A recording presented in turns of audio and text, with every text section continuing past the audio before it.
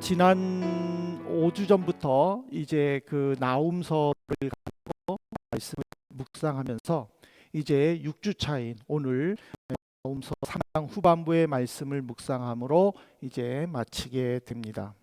오늘 이 후반부의 이 말씀은요, 아수르 제국을 향한 하나님의 최종 판결과 그리고 니느웨가 어떻게 멸망했는지를 분명하게 보여주는 말씀입니다. 근데 지금 우리가 계속적으로 살펴보지만은 그 니느웨의 완벽한 모습을 본 주변 국가 사람들은 니느웨는 절대로 망하지 않을 것이다라고 생각을 했습니다. 그런데 하나님은요, 3장 8절에서 그런 니느웨 사람들에게 내가 노아몬보다 더 낫느냐라고 사람들의 생각과 전혀 다른 질문을 하십니다. 이 노아몬은요, 지금 현재로는 룩소라고 이집트에 있는 고대 도시입니다. 이 이집트의 그 옛날의 수도가 바로 이 테베인데, 이 테베가 성경으로 이름을 하면 노아몬입니다. 그리고 이 테베 또는 노아몬이 지금의 룩소르입니다.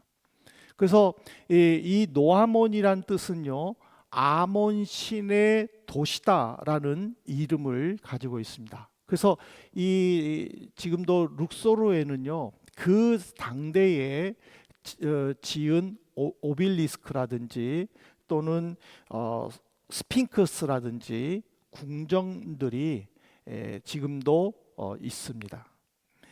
이집트의 문명지가 바로 이 룩소르에서 시작되었죠.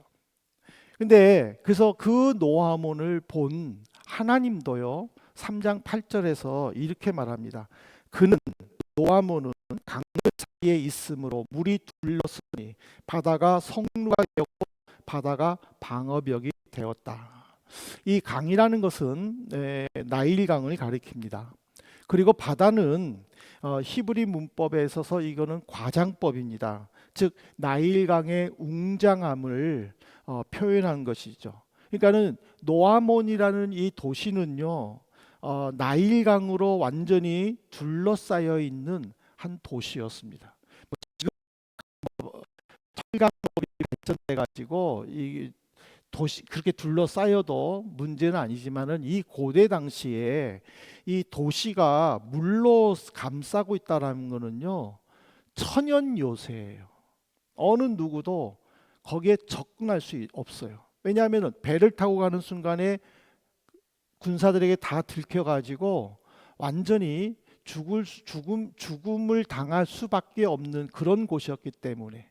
그래서 이 많은 이 노아몬을 본 사람들은 노아몬이 어떤 정치적으로나 또는 사회적으로 무엇보다도 경제적으로 풍요로움을 누리는 그 최고의 전성기를 보면서, 야, 노아몬은 절대 멸망하지 않을 거야, 무너지지 않을 거야 라는 말들이 있었습니다.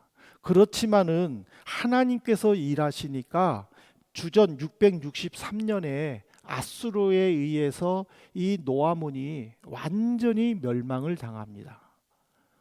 그리고는 이제 아수르가 교만해졌죠. 그 교만해진 아수르를 향해서 하나님이 말합니다. 너가 노아몬을 정복했다고 니네들이 노아몬보다 정말 능력이 있다고 생각을 하느냐? 라고 질문을 합니다. 이 질문은요, 노아몬과 니느웨를 비교한 질문이 아니라 인간을 향한 하나님의 질문입니다. 지금도 하나님은 우리에게 질문합니다. 너는 지금 무엇을 의지하고 살아가고 있느냐? 너는 지금 무엇을 붙잡으면서 안심하다고 생각하고 있느냐?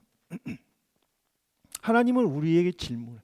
우리는 이 질문 앞에 한번 대답을 해봐야 돼요.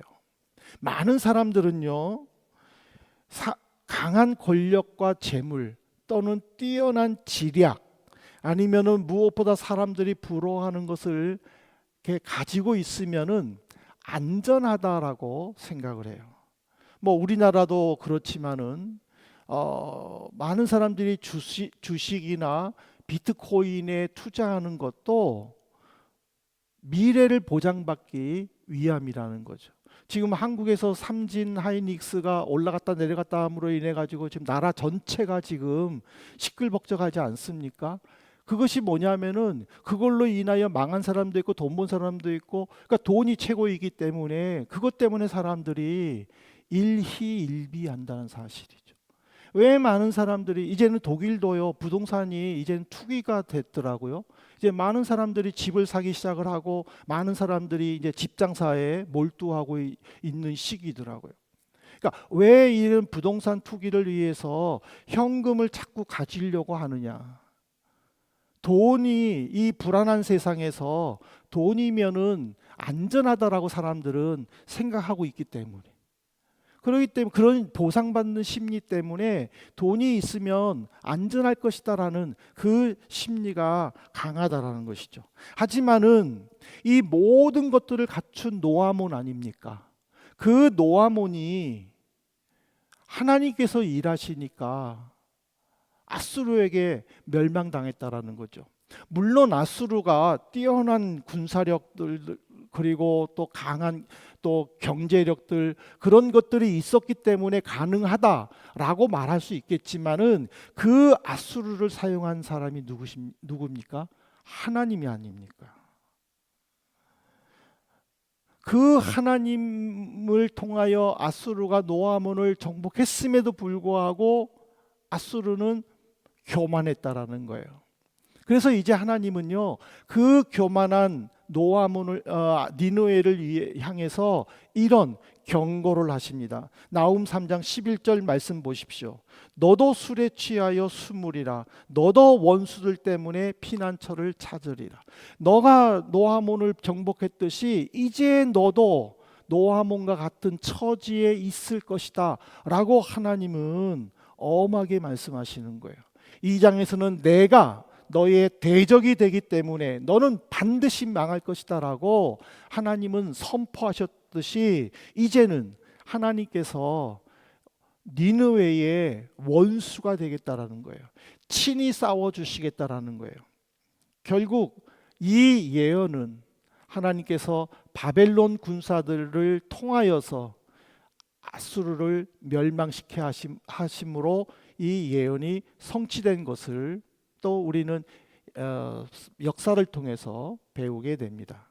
이 사건들의 역사를 통해 하나님은 세 가지의 진리를 우리에게 가르쳐 주십니다. 첫 번째가 뭐냐면 하나님 없이 세워진 제국은 반드시 무너진다라는 거예요. 하나님은요, 먼저 노아몬을 말씀하셨습니다.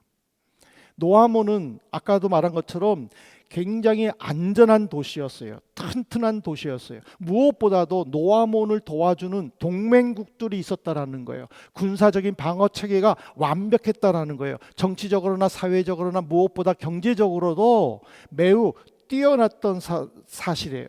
그러니까 사람들은 다 안전하다 생각했어요. 막강한 군사가 있죠. 그 군사들에게 마음껏 지원할, 경제적으로 튼튼하죠. 완벽했죠. 그리고 또 주변에서 많은 국가들이 노아몬을 도와주겠다라고 막 줄을 서고 있죠. 부족한 게 무엇이 있어요? 이제 노아몬은 영원한 제국이 될 것이다. 그렇지만 결국에는요, 그 성을 무너뜨렸어요. 여기서 질문이에요. 누가 무너뜨렸냐는 거예요. 누가? 바벨론입니까? 아수르입니까? 아니라는 거예요. 하나님이라는 거예요. 하나님이 노아몬을 무너뜨렸고 하나님이 니느웨를 무너뜨렸고 하나님께서 바벨론을 무너뜨렸다라는 사실이에요. 이것이 바로 성경의 역사라는 거예요. 역사는요, 사람들이 만들어가는 게 아니라 하나님이 만들어 가시는 거예요. 그래서 다니엘은요, 다니엘 2장 21절에서 이런 고백을 해요. 그는, 하나님이죠, 때와 계절을 바꾸시며 왕들을 폐하시며 왕들을 세우시며 지혜자에게 지혜를 주시고 총명한 자에게 지식을 주시는도다. 하나님이 모든 것들을 바꾼다라는 거예요. 계절도 바꾼다라는 거예요. 계절에 아주 더워야 되는데 춥게 만드는 것도 하나님이시라는 거예요. 추워야 되는데 따뜻하게 만드는 것도 하나님이시라는 거예요. 그 하나님이 세상의 권력자들도 없애버렸다가 세우시고 세웠다가 없애버리기도 하시고 하나님이 다 하신다라는 거예요. 오늘 우리는요, 이 모습을 통해서 하나님이 역사의 주인이라는 이 분명한 고백, 이 고백을 우리가 해야 된다는 사실이에요. 제가 최근에 그 신의 악단이라는 영화를 봤어요.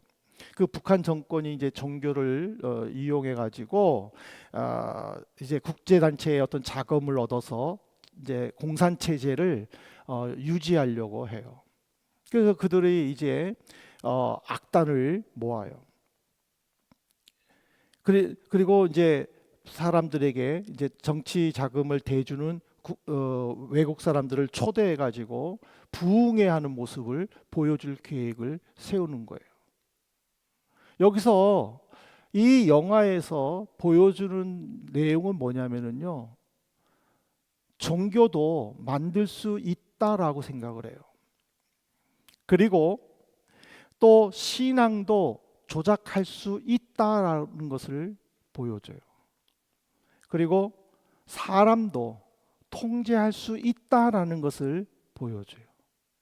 근데 이 영화에서요, 한 가지 말해주고 싶어 하는 것이 뭐냐면은 종교도 통제할 수 있고 사람도 통제할 수 있지만은 통제할 수 없는 것 하나가 있다라는 것을 분명하게 메시지를 줘요. 그게 뭐냐면 인간의 마음이에요. 왜냐하면 그들은요, 이 악단을 만들어요. 악단을 만들어 가지고 한국에서 유행하는 CCM들을 다 연주하게 만들어요. 연습하게 만들어요. 그 지도자가 책임자가 누구냐면 은밀하게 숨어서 하나님을 믿는 지하교회에 있는 성도들을 찾아내 가지고 온갖 고문을 다 하고 그래서 심지어 죽이기까지 하는 그 장교가 이 일에 책임을 맡아요. 근데 그는 마음에 내키지 않았어요. 근데 당의 명령이라는 말에 마지 못해요. 근데 그가 시간이 지나면서 이제는 당의 명령을 거부하고 그 악단들을 전부 다 탈출시켜요. 왜 그러냐면은 야, 우리가 저거 보니까는 막 사람들이 기도하는데 우리도 기도 흉내 한번 해야 되지 않냐? 저 사람들은 막 성경을 읽고 있는데 우리도 성경 읽는 흉내를 외국 사람들한테 보여줘야 되지 않느냐 하고 자기네들끼리 성경 읽는 흉내를 내요. 기도하는 흉내를 내요. 그러니까 흉내는 낼 수 있어요. 왜? 보여주기용 종교이니까. 그런데 그 흉내를 내다가 하나님께서 그 마음을 어루만져 주시니까는 그 마음이 변해버렸다라는 거예요. 그 마음이 변해가지고 당의 명령대로 하지 않는다라는 거예요.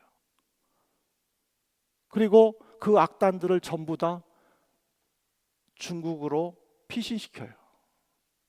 그리고 그 책임을 맡은 그 사람은 총살당해요. 제도와 감시로 통제하렸지만은 마음을 움직이시는 그 하나님이 모든 것들을 방해하셨다는 것을 보여줘요.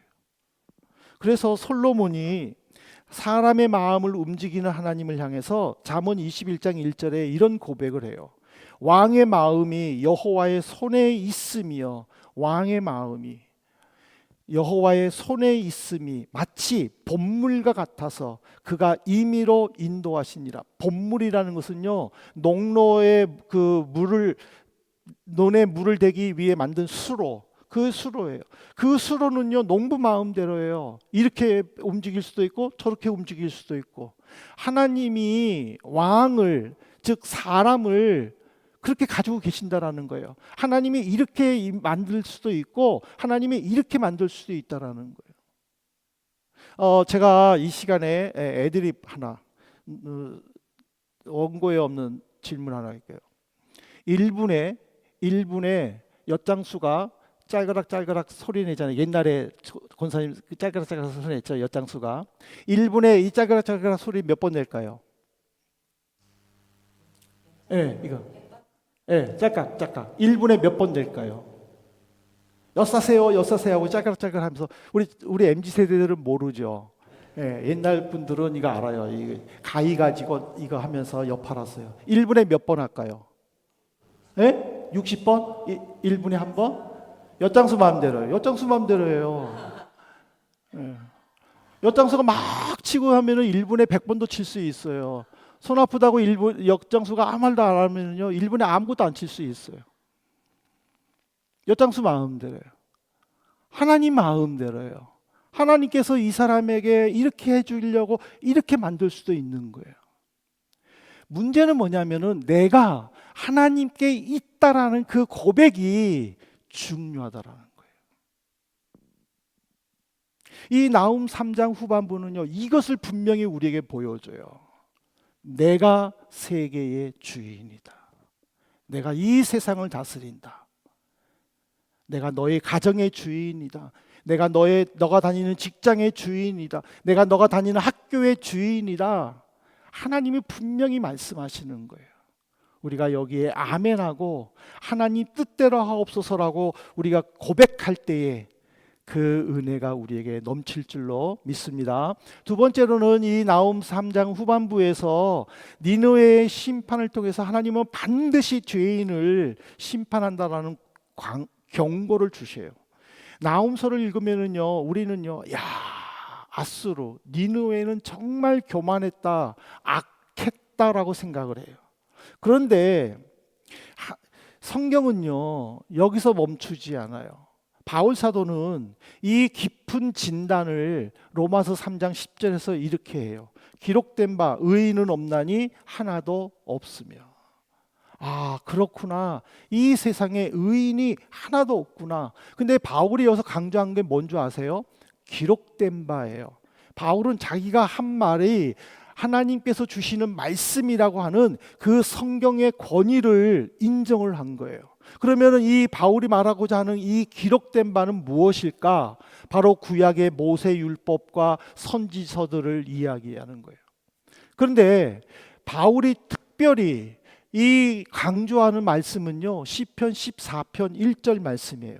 시편 14편 1절에 하나님께서 이런 말씀을 하셔요. 다윗을 통해서 어리석은 자는 그의 마음에 이르기를 하나님이 없다 하는도다. 그들은 부패하고 그 행실이 가증하니 선을 행하는 자가 없도다. 어리석은 자라는 것은 하나님의 존재를 부인하는 자예요. 악을 행하는 교만한 자들이에요. 그 악을 행하는 자들은 의인이 아니라는 거죠. 그래서 그들의 의인이 아니면 무엇일까라고 고민을 하면서 묵상하다가 깨달은 것이 바울이 이런 고백을 해요. 로마서 3장 23절에요. 모든 사람이 죄를 범하였음에 하나님의 영광에 이르지 못하더니 하나님이 없다라고 교만하고 악을 행하더니 결국에는 다 범죄함으로 말미암아 하나님의 영광을 가리웠구나라고 고백을 한 거예요. 내 생각과 내 의지로 하나님을 떠나버렸다라는 거예요. 감정과 욕망도 하나님을 떠나고 내 마음대로 행하다가 결국에는 하나님의 심판을 받는 니느웨 같은 우리의 모습을 바울은 보였다는 거예요. 근데 여기서 참 귀한 은혜가 숨어 있는 게 바울이 이렇게 고백을 했음에도 불구하고 에베소서 2장 1절에는요 이런 선포를 해요. 그는 허물과 죄로 죽었던 너희를 살리셨도다. 그는 이 누굽니까? 예수 그리스도예요. 우리는 교만하여 죄를 범했는데 하나님은 그 예수를 이 세상에 보내어 우리를 위해 십자가에 죽게 하셨다라는 거예요. 구원은요 내 결단이 아니에요. 내가 예수 믿겠다. 물론 내가 예수 믿겠다 해야 예수를 믿죠. 그러나 그 마음을 심어주는 이는 하나님이세요. 이 때문에 구원이라는 것은요, 하나님께서 베풀어 주신 생명의 사건이라는 거예요. 그 사건을 내가 받아들였을 때에 구원이 내게 임하는 거예요. 은혜가 내게 임하는 거예요. 오늘 우리는 이 말씀을 통해서 진짜 신앙과 가짜 신앙을 우리는 혼동해서는 안 되는 거예요. 가짜 신앙이라는 것은 뭐예요? 남에게 보여줄 수 있는 거예요. 내가 거룩한 척, 내가 열심히 찬양하는 것, 내가 열심히 기도하는 모습 얼마든지 보여줄 수 있다라는 거예요. 그러나 진짜 신앙은 보여주는 것이 아니라 헌신하게 한다라는 거예요. 주의 일에 힘쓸 수 있게 한다라는 거예요. 여러분들 그 바울을 보세요. 바울이 청년 시절에는요, 바리새인이었어요. 바리새인. 사람들로부터, 바리새파 지도자들로부터요, 인정받은 사람이에요. 신뢰받은 사람이에요. 그렇기 때문에 다메섹 도상에서 내가 기독교인들 붙잡으러 가겠다라고 했었을 때에도 바리새인들이, 그 최고 높은 사람이 편지를 써주는 이유도 바울을 믿었기 때문이에요. 그렇게 인정받은 사람이에요. 그런데 그가 변하잖아요. 이제는 예수님이 메시아라고 증거하잖아요. 그러니까 어떤 현상이 일어납니까? 갈라디아에서 보면은요, 천하를 어지럽게 하는 자라고 유대인들이 소동을 일으켜요. 저런 사람은 죽여야 된다라고 변해버렸어요. 왜 그랬어요? 바리새인들은요, 적당히 하나님을 믿었어요. 그리고 그들은 성경에 보니까 돈을 좋아했다고 그랬어요. 사람들에게 인정받고 사람들로부터 인사받는 것을 좋아한다고 그랬어요. 근데 예수를 믿는 거는 그렇지가 않았다라는 거예요. 충성과 헌신을 요구하니까 바울은 거기에 변화가 되는 거예요. 자기가 힘써 본 돈으로 교회를 개척하면서 교회를 세우면서 복음을 전해요. 그러면 복을 받아야 되잖아요. 그런데 그가 당하는 거는 뭐예요? 오히려 더 아픔이에요. 더 어려움이에요. 그럼에도 불구하고 바울은 포기하지 않았어요. 오히려 더 주님께 헌신하며 충성했다라는 거예요. 우리는 이 니느웨의 멸망을 통해서 내가 진짜 신앙을 고수할 건가, 아니면 남들에게 적당히 보여주는 그 신앙으로 생활할 것인가, 우리는 결단해야 된다라는 거죠. 그 다음에 마지막으로 이 나훔 3장을 후반부를 통해서 우리에게 보여주시는 거는요, 하나님의 진노 앞에 서는 유일한 길은 예수님의 십자가밖에 없다라는 거예요. 왜? 니느웨의 멸망을 보면서 우리는 이런 고민을 하게 돼요. 야, 그러면 모든 것을 아시는 하나님 앞에 누가 의인이냐?